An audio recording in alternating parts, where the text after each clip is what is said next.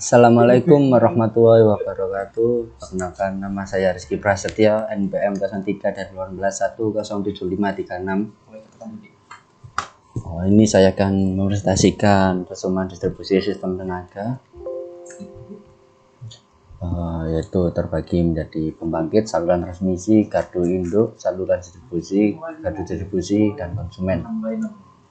Sistem penyaluran tenaga listrik dari pembangkit tenaga listrik konsumen melalui proses beberapa tahap, yaitu energi listrik yang disalurkan ke transmisi yang memiliki 150-500 kV langsung ke gardu induk, terus salurkan lagi ke jaringan distribusi primer memiliki 20.000 kV, dan melalui gardu distribusi langsung ke jaringan distribusi sekunder yaitu 30-380 V tenaga listrik disalurkan ke konsumen.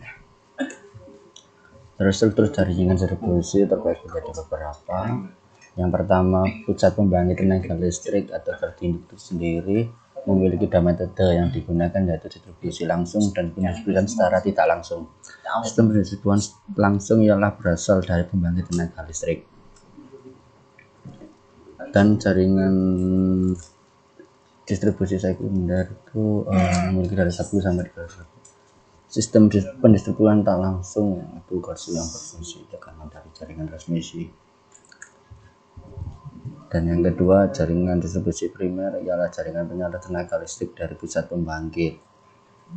Yang ketiga, gardu pembagi atau gardu distribusi tadi yang merupakan salah satu komponen yang berfungsi untuk menurunkan tegangan dari tegangan menengah yang dari 10 kV menjadi tegangan rendah dari 380 V.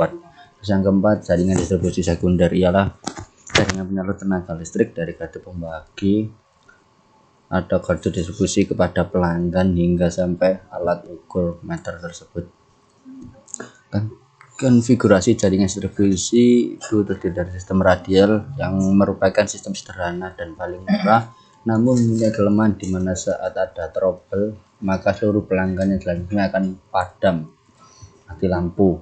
Terus sistem ring ialah sistem upgrade dari sistem radial, di mana pada ujung jaringan dipasang PMD. Apabila terdapat trouble, maka satu beban akan disuplai dari jalur jaringan lainnya. Kelemahannya adalah biayanya yang sangat mahal.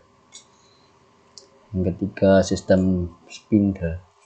Ini merupakan kumpulan dari sistem ring di mana ada penambahan penyulang ekspres. Yang memiliki fungsi penyulung ekspres ini adalah menambah efisien daya penyaluran listrik dan mengatasi drop tegangan serta kontinuitas penyaluran tenaga listrik.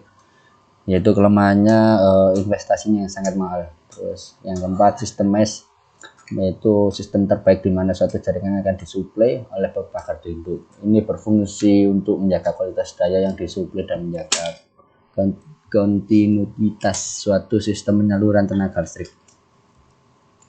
Terus ini pembebanan distribusi sistem tenaga, yaitu beban distribusi sistem tenaga meliputi beban resistif, beban kasitif, dan beban induktif.